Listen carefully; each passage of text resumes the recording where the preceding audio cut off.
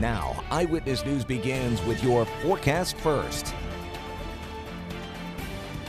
Some of us didn't get the rain until late this afternoon. The north-south connector obviously on the west side of things right now. The Eyewitness News Doppler radar showing this broken line, at least weakening line, moving through the rest of Oneida County into central and southern portions of Herkimer County. And as we head through the next couple of days, the wet weather continues, the unsettled theme into the weekend. And yes, only one day below average. Eyewitness News at 6 begins now. Local news that matters. This is Eyewitness News at 6 on WUTR. Tonight on Eyewitness News at 6, Oneida County Executive Anthony Picenti has been issuing emergency order renewals since the beginning of the migrant crisis. But what did he think of the U.S.-Mexico border? Find out tonight.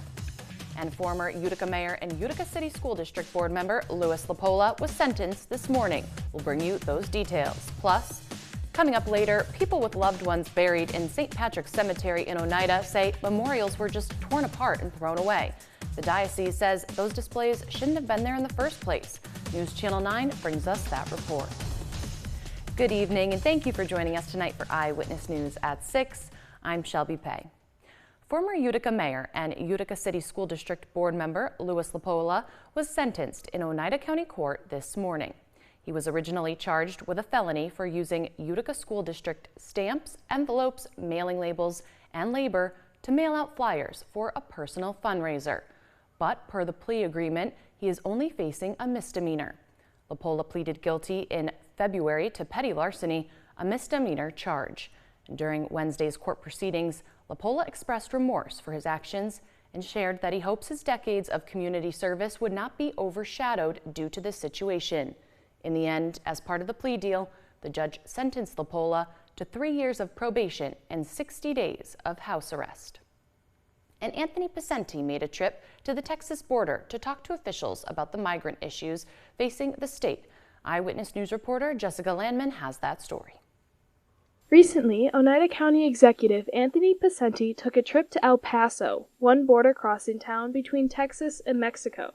He went there to discuss with officials about the handling of the migrant situation. This is an issue that is facing all of us in one way or another. It's the largest issue nationally, but it's also a big issue in New York State. And so having had to deal with it on executive orders, I felt it was important to really get a firsthand look at what was happening there. I saw just massive numbers of people coming through on a daily basis, just really, the magnitude of the amount of people that are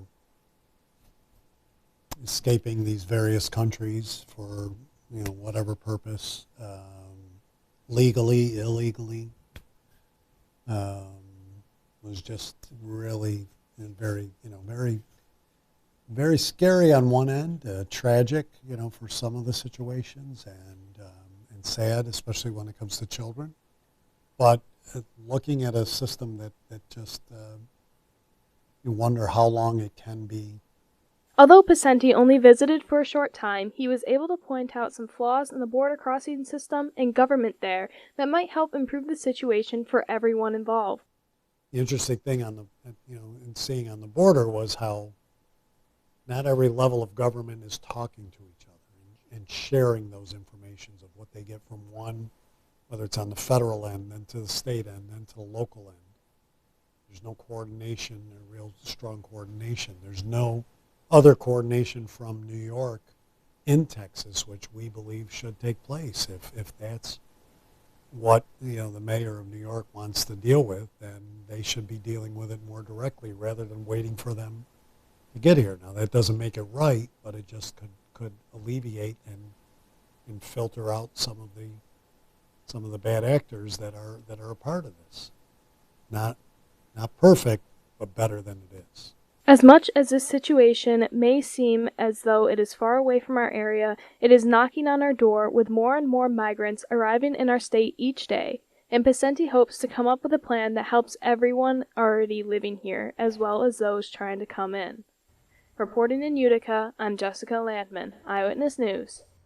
And it was officially announced today that the City of Rome will be partnering with Rome Clean and Green for their annual cleanup event in the city.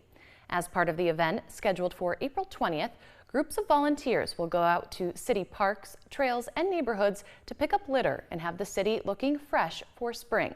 Volunteers can register online through Rome Clean and Green's Facebook page.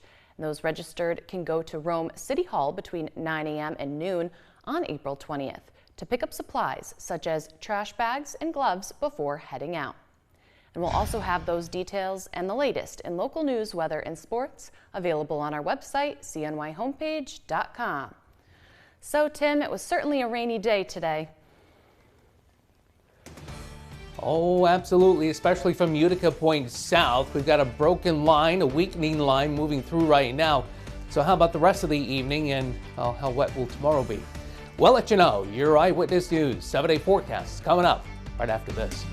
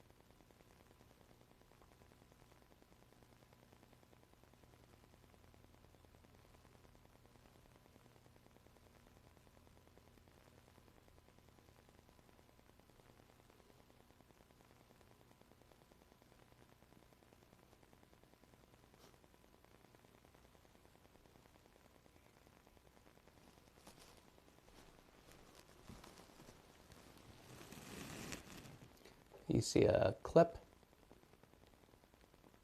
How's that? Okay.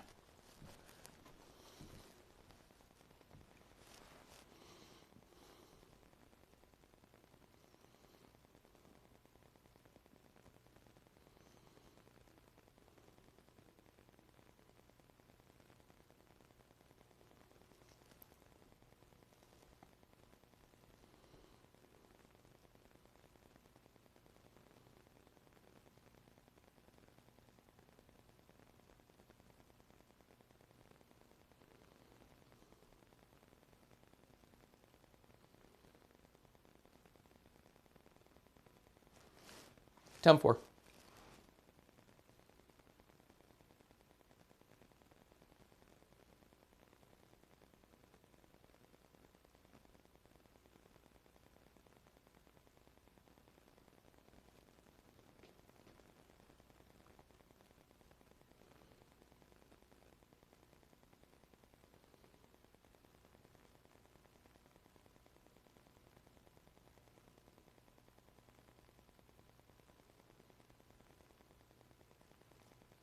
You got it.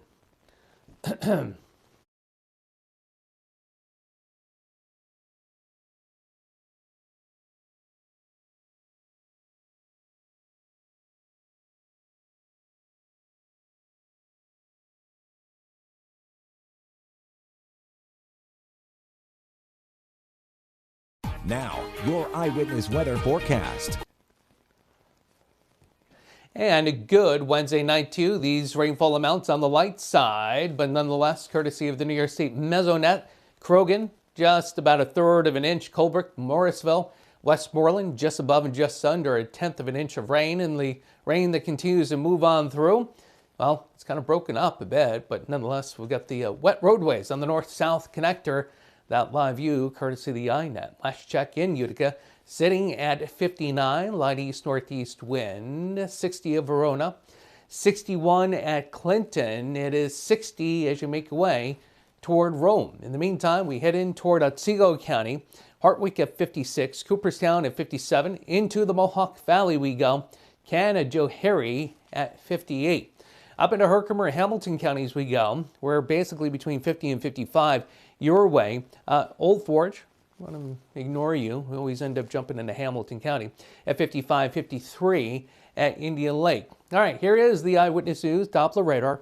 A lot of the rain the last few hours has been now toward the Capital District. Here's our line.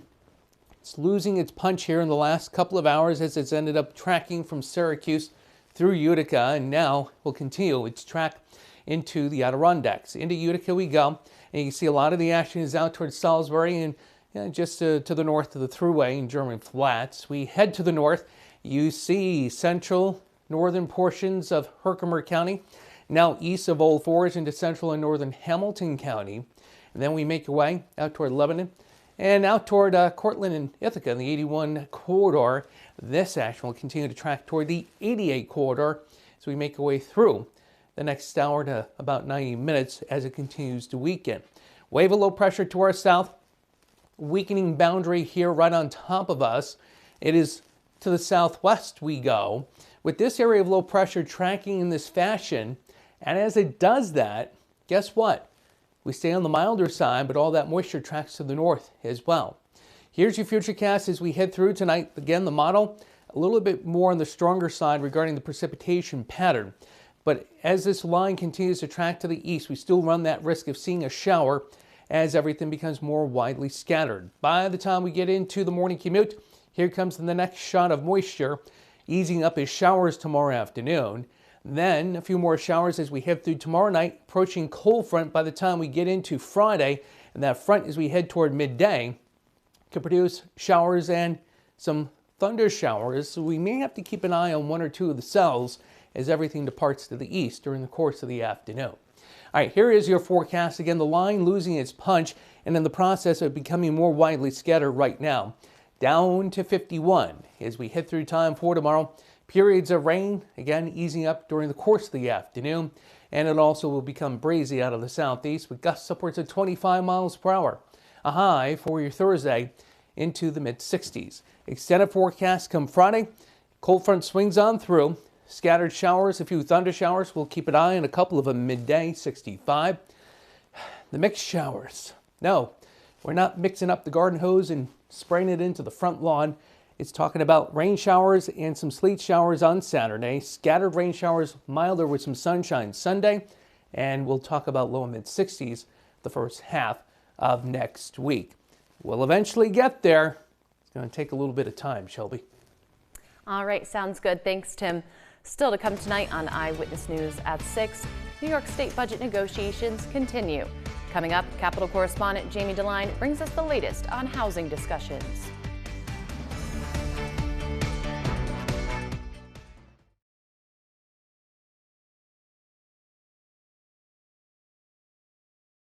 News Nation tonight. Is college really worth it? Meet the blue-collar millionaires who have a better idea. You don't have to go to a college to be able to make six figures. Mike Rowe joins Chris Cuomo for a special hour. We're working smarter and harder as a new generation, trading up. I've made a lot of money. I'd never expected my life would be this good. A special edition of Cuomo, Trading Up with guest Mike Rowe. Tonight, 8/7 Central, only on News Nation. News for all America.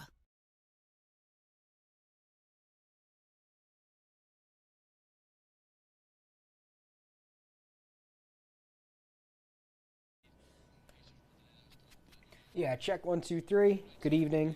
I'm Brennan. I'm right behind you. Yeah.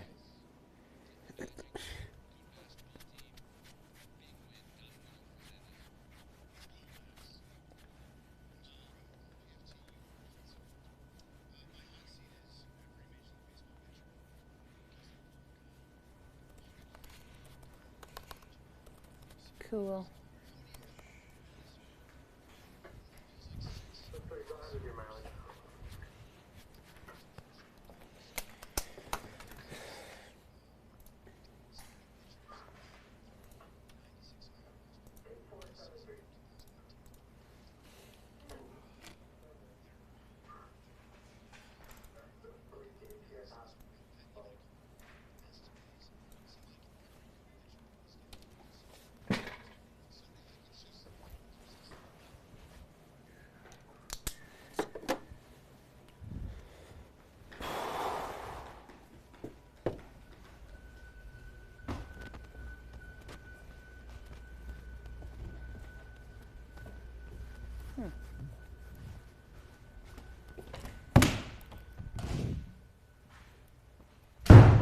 Whoa.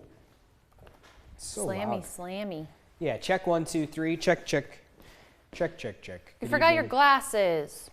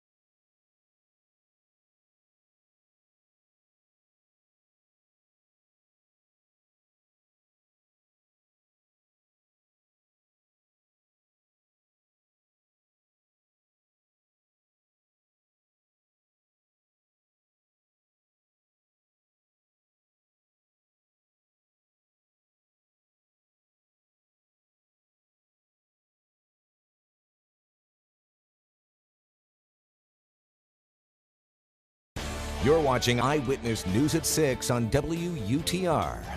Welcome back to Eyewitness News at 6. The state budget is 10 days late and there's still no end in sight.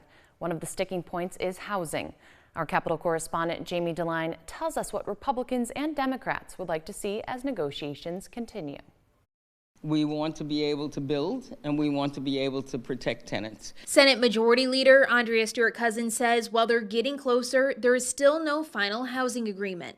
Because there are so many elements to this housing package, short-term, long-term, there's so many stakeholders involved, to get a complete package with every, with everyone seeing progress in what it is we are trying to achieve, and actually attaining and achieving that progress is where we really need to land. The Senate and Assembly one-house budgets included policies that align with good cause, which advocates say would protect tenants from being unreasonably evicted. Republicans, however, have concerns it will scare off potential housing developers. We all have to ask ourselves, why would a property owner continue to invest in New York State when good cause basically strips away their rights?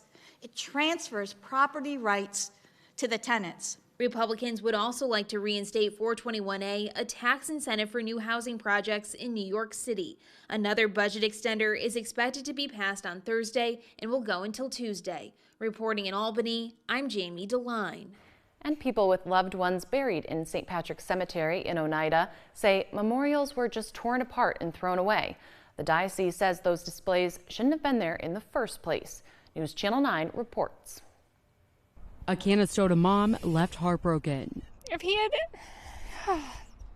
the man responsible had notified us, we all would have came and got our belongings. Instead, the flower pot Ashley Palmer hand-painted for her 4-month-old son was found broken after she says it was ripped off his grave and dumped here at St. Patrick's Cemetery in Oneida.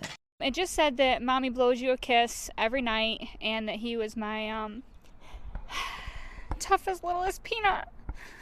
Palmer lost her son 8 years ago after he was born with half a heart, placing the flower pot there since his passing. It was always out of the way. There was never any issue with it. I had flowers in it every year. Apparently this year it was a problem. The Cemeteries Association president says they've never allowed artificial objects and decided it was time to strictly enforce cemetery rules. We decided to put a notice in the church bulletins beginning on March 10th, and it appeared there every week for up until this past week. It was in there. People outside of the church and people who don't go to church, we weren't informed. So just coming up here is very surprising to see everybody's stuff just basically thrown to the trash. And many people are still wondering why only some graves were affected while others were left untouched. I just want an apology from Jim. I want him to own that what he did was immoral and unethical, and it should not have happened in this way. As far as I'm concerned, the cemetery has nothing to apologize for. Cron says he sympathizes with those concerned, but has to keep the cemetery looking respectful. In Oneida, Ashley Cafaro, News Channel 9. Millions of people turned toward the sky to witness the total solar eclipse that occurred this week. But this won't happen in the United States again for another 20 years. So what should you do with those eclipse glasses? Well, one option is to donate them at your local library. The Mid-York Library System is one option, and there are collection boxes at 45 libraries across Oneida, Madison, and Herkimer counties. At the end of the month, the collected glasses will be sent to the main Mid-York office in Utica for inspection, where they will then be sent to Hamilton College to get the glasses distributed to other countries that will soon experience an eclipse. So if you have gently used eclipse glasses that are still in good or great condition, consider bringing them to your local library. And see, Brennan, you were wondering what to do with your glasses. Now you know. Yeah, to be honest, I don't know if I'm on camera right now because I can't see anything out of these things, but I do know where to send them now that the eclipse has gone and passed and we won't have one for another 20-ish years. And my side of things in the sports world didn't really affect anything, but we do have some games going on today that are pretty important. That's coming up right after this.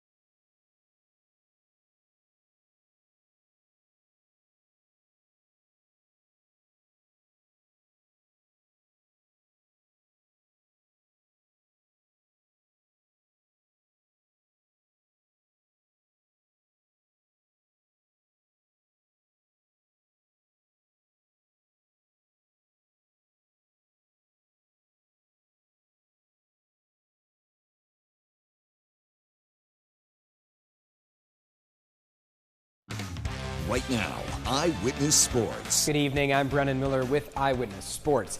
This season was a historic one for the Herkimer men's basketball program, reaching the junior college Division III national championship game, which just so happened to be at their home court before falling to Dallas Northlake in that title game. The Generals wouldn't have been able to get their silver medal finish or a final overall record of 29-3, though, without two of their superstars, who were recognized by the NJCAA yesterday as All-Americans. Sophomore Nick Boyce named to the third team, while freshman Oladele Oladitan was honored as a top 5 player in the country, a first-team All-American, and I got the chance to talk to him earlier today about how he got to this point and what that means for him as he continues his basketball career. It means a lot, from working hard, from not having nothing, from prep, no offers, high school senior year to All-American. It's just like, wow. hard work really does pay off. As long as you stay consistent and stay with it, keep your faith in God, he's gonna give it to you. My heart, my will, and just confidence and understand that at any court that I step on, I'm the best player on that court. No matter who's against me, who's with me, I'm the best player on that court. Herkimer has opened up so many doors that I didn't even know that could be opened or will be opened at a certain point in my career. A couple D1s and NIAs, and yeah, that's pretty much it. To go to the league, that's the goal, and then the only goal at that. Oladipo, who led the Generals in outright points and rebounds this year, was the only freshman to be named a first-team All-American, and the pair of him and Nick Boyce were just the second teammates in Herkimer history to be named All-Americans in the same year, the 16th and 17th overall for the program. It was a big day for baseball and softball in the Mohawk Valley as well, despite just a little bit of wet weather, starting with the Utica Pioneers and SUNY Poly Wildcats seeing one another in a baseball head-to-head at Utica University. Utica coming off a 3-game set against Alfred, where they swept the Saxons 9-3, 28-0, and 16-0, while Poly, despite starting the season 5-1, came in cold. Losses in 9 of their last 10 games, but both below 500 on the season. Without a long trip, the Wildcats got out to a hot start in this one. 3 runs in the second inning that knocked out Utica starter Aiden McHugh, another 2 in the 5th, and this one still going on as we speak. The Pioneers were able to answer back in the 6th and 7th innings, scoring 5 runs of their own, but right now, with just 2 to play, it is 6-5 with the visitors on top. In the high school baseball ranks, well, baseball and softball doubleheaders all over the place, starting with New York Mills and Hamilton, both of those at Hamilton, the season opener for the Mills teams on both sides, while Hamilton baseball came in with an 0-1 record, and the softball side was even at 1-1 early on in this year. Then out at West Canada, Westmoreland visiting a pair of Nighthawk squads that have had really good starts to their seasons. Baseball 2-0 and softball with a win in their only game, but the same could be said for the Bulldogs as well. Unbeaten, a combined 3-0 with the boys holding a single win and the girls with a pair of W's. And finally, the game that we were at and we'll have video of later tonight at 11, Cooperstown visiting Sequoia in a Center State Conference battle. The Redhawks on the baseball side 0-1 after dropping a close one against those Nighthawks we mentioned earlier just yesterday. They'll open up Cooperstown's season, and on the softball side, a pair of squads at 1-1 on the year, both coming off of losses yesterday, though, with Sequoia falling to West Canada 11-2 and Cooperstown to Notre Dame 7-0. So again, we'll have the scores from these games for us coming up later tonight at 11 o'clock. But other than that, it's just been a super busy day for baseball and softball in the area. Yep. All right. Thanks, Brennan. Yep. Eyewitness News continues after this.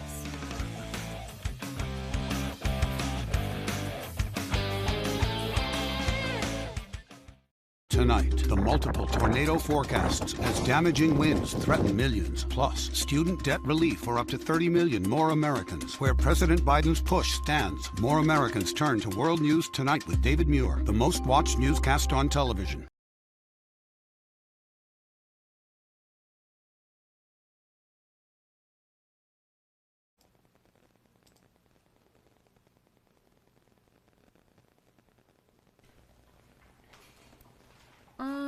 Okay.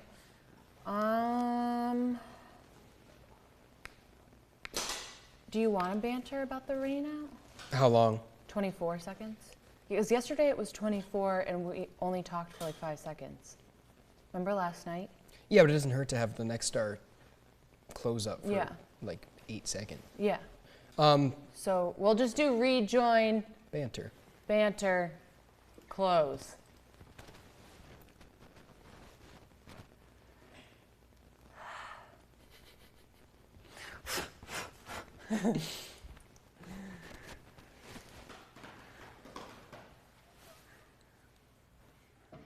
Doesn't it play anyway? No. Oh. Sorry. I thought it played anyway. No, that's why they count us out. What a narc. That's why they count us out 10 seconds early. Right. So that's what I was saying. So last night, like 24 sounded more. That's why I asked about weather off the top. And then they were like, no, with the delay. No, but we still have 24 seconds. Oh. They take the actual return is 34. Oh. Yeah. But they don't tell us that. Shady. Too smart. I'm like, numbers?